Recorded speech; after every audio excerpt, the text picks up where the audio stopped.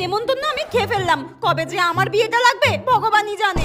আমার তো বয়সটা কম হয়নি, মা বাবা কি আমার বয়সটা চোখে দেখতে পায় না? কতদিন আর অন্যের বিয়ে খেয়ে খেয়ে বেড়াবো আমি? আর দু একবার বাবা মাকে বিয়ের কথা বলবো, বিয়ে দিলে দেবে, না দিলে না দেবে। আমারও তো বিয়ে করার শখ নেই।